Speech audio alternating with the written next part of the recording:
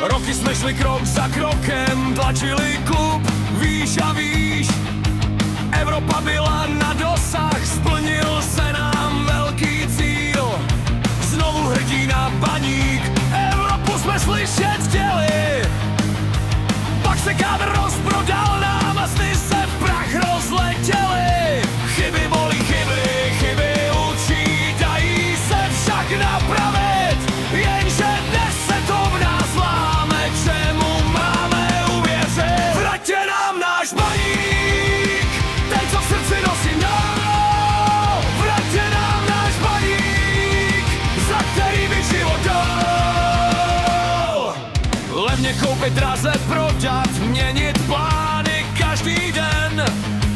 Fotbal není žádná firma, kam se ztratil ten náš sen. Kde jsou cíle, kde je cesta, kam se vlastně chceme hnát? Když už nevíš, co si býval, těžko můžeš pevně stát. Legionáři v našem týmu, proti nim nic nemá mít. Ale když jim chybí srdce, proč by u nás měli být? Vraťte nám náš Baník, ten, co v srdci nosím dál. Vraťte nám náš Baník, za který bych život dal. Máme svoje mladé kluky, co ten znak už dobře znají. Dejte šanci našim dětem, ať se za nás hrou, ať Baník v srdci mají.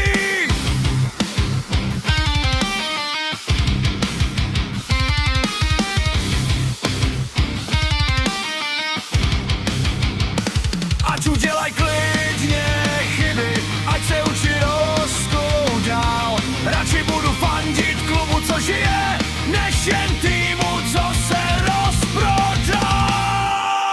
My tu budem za rok, za dva, my tu budem na pořád. V dešti zimně po porážkách budem za Baníčkem stát. Nejde jenom o výsledky, nejde jenom vyhrávat. Chceme zase v našem klubu modré srdce poznávat. Vraťte nám náš Baník, ten, co v srdci nosím dál. Vraťte nám náš Baník, za který bych život dal. Dejte šanci našim klukům, dejte klubu vlastní tvář. Ať zas víme, proč jsme hrdí a ne mít sus plnou tvář. Porážka nás může bolet, zítra přijde klidně zas. Ale horší nežli pohrát je ztratit to, co žilo